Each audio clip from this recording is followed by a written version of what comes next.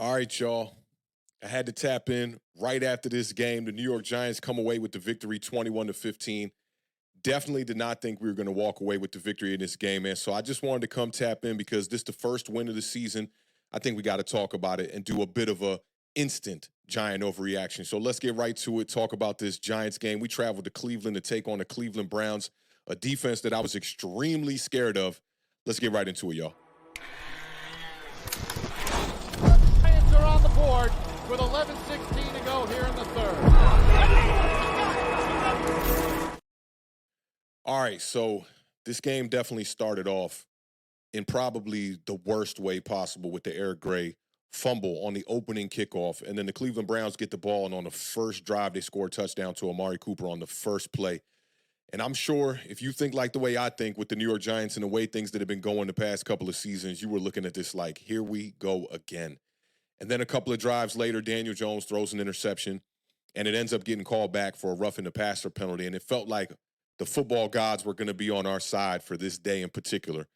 And it's just an amazing feeling to have the New York Giants walk away with this victory. You look back to last week against the Washington Commanders, and it feels like if we won that game, which we definitely could have won that game, we'd be sitting here at the top of the division. And instead, we're sitting at 1-2. But the Dallas Cowboys are losing right now. I've been keeping my eye on that game right now. It's just about, 6:25 p.m. Eastern Standard Time.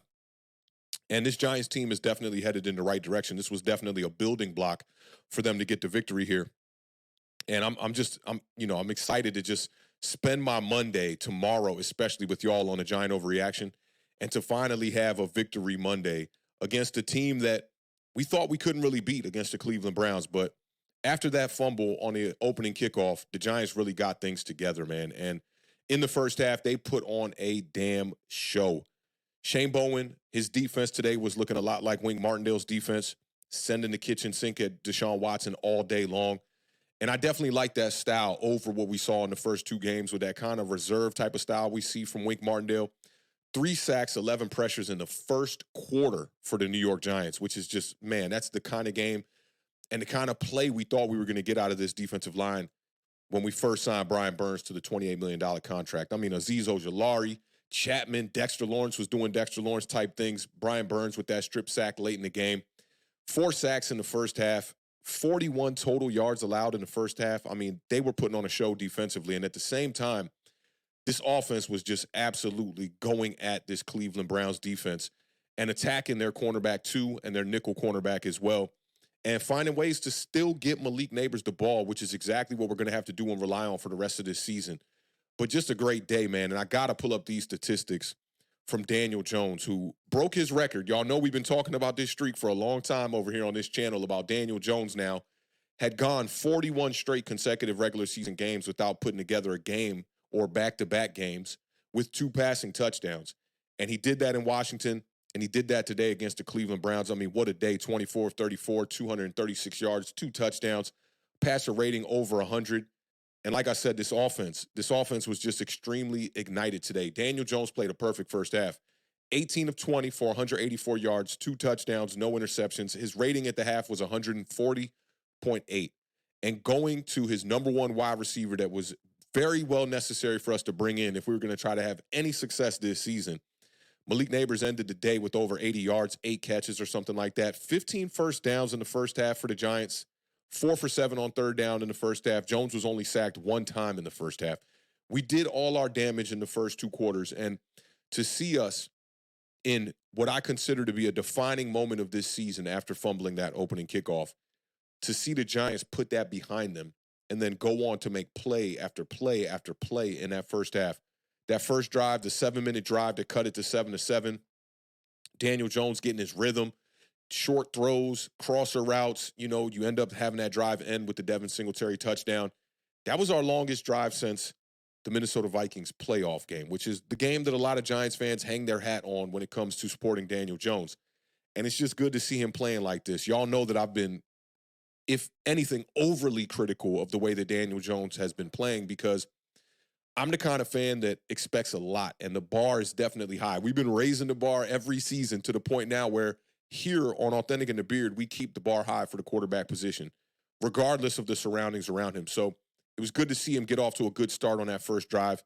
And then the 14-play scoring drive to put us up 14-7. He missed Theo Johnson in the back of the end zone, goes right back, gets Malik Neighbors on a spectacular catch, and just showing faith in his wide receiver one that we brought in here.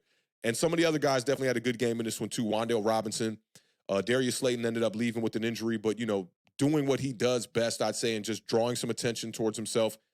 Ended up having a finger injury. I believe he's going to be out next week. We did try the deep shots early with Jalen Hyatt. Didn't connect, but at least that kept the safeties at bay for us to be able to open up things underneath for the Giants. And I just love what I saw out of Brian Daboll today. Brian Daboll, if, my opinion on it is, he went back to the drawing board and said, what is the best type of game plan we can put together for the type of personnel that we have on the field? And especially from a quarterback standpoint. We know that Daniel Jones has struggled throwing the ball down the field as of late, and Brian Daboll is keeping things in front of him, and Daniel Jones executed this game plan to a T, man. So y'all know that when we do get these type of games, and as of late, they've been few and far in between, I'm always willing to come up here and give Daniel Jones his flowers when he plays in a good game, and I wanted to make it a point to come up here and give y'all a video on Football Sunday. So by the time y'all winding down your football weekend, you get to tap in and get at least a little bit of a short piece of content before we get to the Giant Overreaction tomorrow, which should be a great stream, y'all. I'm encouraging all of y'all to pull up to that one because first W for the Giants, and we didn't have to wait too long. Could have been a W last week, but to get the W in week 3, short week, going to Dallas on Thursday. We're actually going to be playing that game at home, but playing against the Dallas Cowboys and Dak Prescott, who have owned us for a very long time. I want to say Dak Prescott is 11-0 in his last 11 games versus the Giants. I think this is just a great way to build some momentum. And, especially from the quarterback standpoint, to have Daniel Jones go into that game with some confidence. And although things kind of got a little shaky there in the second half with the Devin Singletary fumble and, just a few extra opportunities for Deshaun Watson, I think the Giants played a pretty decent game, a complete game. And they took their foot off the gas pedal late. But that was the kind of game where being up by 2 scores, we afforded that kind of a luxury to be able to do that. So I'm ecstatic, man. I'm going to spend this week just celebrating the whole entire week, man, until we get to play Dallas on Thursday. I was telling, people on Twitter, I tweeted this out. I was like, my girl's, cooking up a victory meal for me and whatnot for the Giants. And she asked me, what do you want to drink? Do you want juice, water, soda, or beer? And I said, you know exactly what I chose on that. Got me a nice little dogfish head right here, 60-minute in celebration for these New York Giants, man. But great job by the offense. Great job by the defense. All 3 phases played well enough today to get that victory. And I couldn't be more happy about it, man. So make sure y'all pull up tomorrow, man. We're going to be here for the Giant Overreaction. I just kind of wanted to give y'all a bit of an instant reaction. This not even an overreaction because the Giants played really, really good football. I think that's the best half of football we've seen from Daniel Jones since the game against the Arizona Cardinals last season with the heroic comeback in the second half. So big shout out to the offense, man. Big shout out to Brian Daboll, Shane Bowen for adjusting and making the proper adjustments that me and the Beard always talk about on this channel, that these adjustments are not just within quarter to quarter or game to game or week to week or half to half. You got to be able to make all those type of adjustments. And to see Shane Bowen do that in the first 2 weeks where we really didn't blitz that much, couldn't get after the quarterback the way that we wanted to see us go out here and get this victory against the Cleveland Browns, a team that I thought their defense was going to give us a lot of trouble, is very amazing, and it's a great way to start the week. And I said if we got to 21 points, the Giants were going to win this game, and it seemed like Brian Daboll might have been thinking the exact same way because when we got to 21 points,